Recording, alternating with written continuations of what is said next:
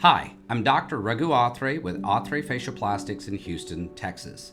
This video, again, is part of our continuing series, Rhinoplasty University. Today's discussion is going to involve removal of a small portion of cartilage from the septum, the rationale for doing this, and some information about the dorsal preservation technique.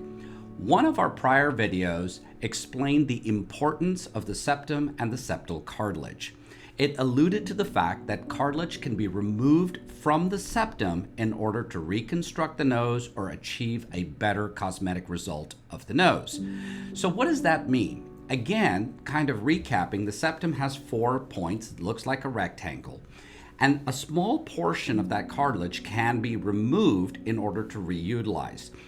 One of the most common uses of this removed cartilage is to do something called a TO strut, which is a type of a strut that is utilized in order to increase definition, up-rotate the nose, and give a greater amount of form to the tip of the nose. However, we will discuss the TO strut in detail in one of our future videos.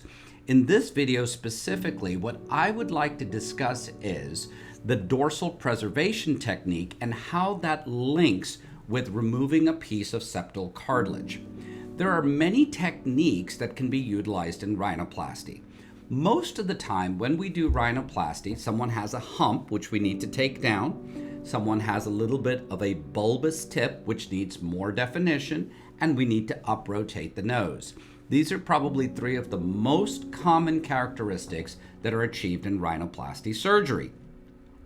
In one of the older techniques, how this was done is basically that the portion of the protuberant dorsum would simply be cut. So you'd take a pair of scissors, cut that piece of cartilage, and you would remove this bone using osteotomes and chisels. What that does is basically remove the entire dorsum of the nose and leave something called an open roof defect, meaning the top of the mountain has been cut off, so therefore you've got basically this open-ended plateau at the top of the mountain. Then you would have to use various techniques in order to bring this all back together.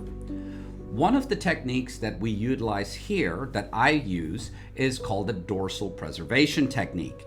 In this technique, we remove cartilage deeper down in the septum, leave the dorsum completely intact, and just set the dorsum back down. The advantage of this is that all of the little definition and structures that make up this little vault right here are kept intact. Thereby, you can control the result with a lot more accuracy. When you end up cutting through everything and reconstructing it, there's a certain amount of unknown what's going to happen down the road. When everything is left exactly in place and those cuts are made deeper down inside, we can control this dorsum with a lot more accuracy. This is called the dorsal preservation technique. This is something that I've been using for quite a while now, and I find that it gives me a lot of control over the dorsum with much more predictable, reproducible results than taking the entire dorsum down.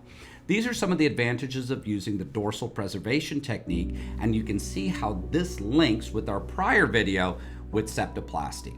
If you have questions about any of the techniques that we're talking about here, including dorsal preservation, please do not hesitate to give us a ring. You can reach us by phone 281-557-3223, or you can DM us on any of our social media channels. Please look us up.